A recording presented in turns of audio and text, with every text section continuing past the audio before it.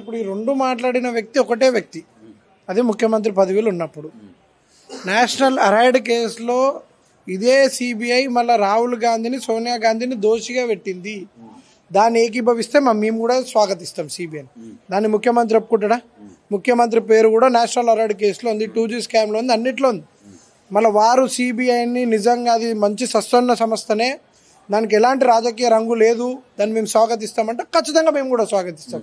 నువ్వు అక్కడ ఒక డబుల్ స్టాండర్డ్, ఖచ్చితంగా డబుల్ స్టాండర్డ్ ఖచ్చితంగా ఉంది. బడే బాయ్ చోటే బాయ్ ఏదైతే వీళ్ళు ఇక్కడైతే మోదీకి ఏదైతే రేవంత్ రెడ్డికి ఉన్న అనుబంధం ఏదైతే ఉందో కేవలం వీరి పార్టీని మనం అది చేయాలి. ఎందుకంటే ఇప్పటికీ ఒక రాష్ట్ర ముఖ్యమంత్రికి దేశ ప్రధానమంత్రికి సంబంధాలు ఉండొద్దా? అంటే మంచితనం ఉంటే మంచిదే కదా, రాష్ట్ర అభివృద్ధి కోసం తోడ్పడతారు కదా.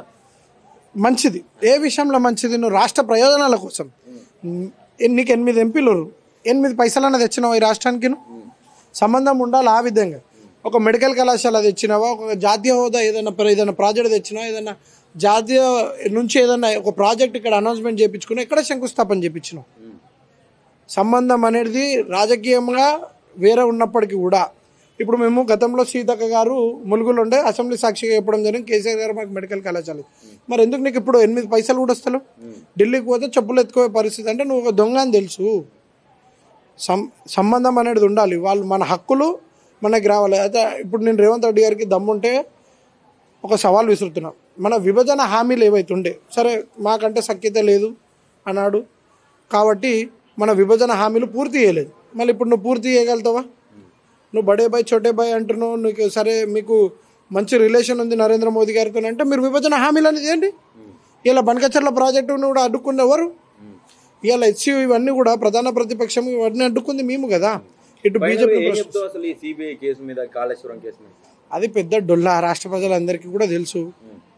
ఇక్కడ దిక్కు దివానా లేనప్పుడు కేసీఆర్ గారు వచ్చి రాష్ట్ర ప్రజలందరినీ 4 కోట్ల తెలంగాణ ప్రజలందరికీ కూడా నీళ్లు కాళేశ్వరం ద్వారా ఇచ్చారు, నిధులు మనం ఏవైతే ఇన్ఫ్రాస్ట్రక్చర్ డెవలప్ చేసుకున్నామో ఈరోజు ఐటీ రంగం కానీ పరిశ్రమలు అన్ని విధంగా మనం అయితే నిధులు తెచ్చుకున్నాం. నియామకాలు కూడా అటు ఐటీ సెక్టార్లో ఇట్లా ప్రభుత్వ ఉద్యోగాలలో తెచ్చుకున్నాం. తెలంగాణ 10 ఏళ్ల పాటు సస్యశ్యామలంగా ఉండే, కానీ మనము మన చేతులారా మన యావత్ తెలంగాణ ప్రజలంతా కూడా మళ్ళీ ఆనాటి రోజులు ఏదైతే ముఖ్యమంత్రి అన్నాడో అదే ఇంద్రమ్మ రాజ్యం మళ్ళీ ఎమర్జెన్సీ రాజ్యం అన్నాడు. ఇలా ప్రజాస్వామ్యకంలో 7వ వంతు మేము నిరసన తెలియజేయడానికి మేము కూడా అవకాశం ఇస్తామన్నారు. మళ్ళీ ఇలా ధర్నా చౌక్లలో మేము ధర్నాలు చేసినా ఇలా మేము వ్యతిరేకించినంత కూడా బీజేపీ ఎక్కడ వ్యతిరేకిస్తుంది? ఇవాళ రేవంత్ రెడ్డి పైన ఏదైనా విమర్శ వస్తే మొదటిగా వచ్చి ప్రెస్ మీట్ పెట్టేది ఎవరు? బండి సంజయ్ కాదా?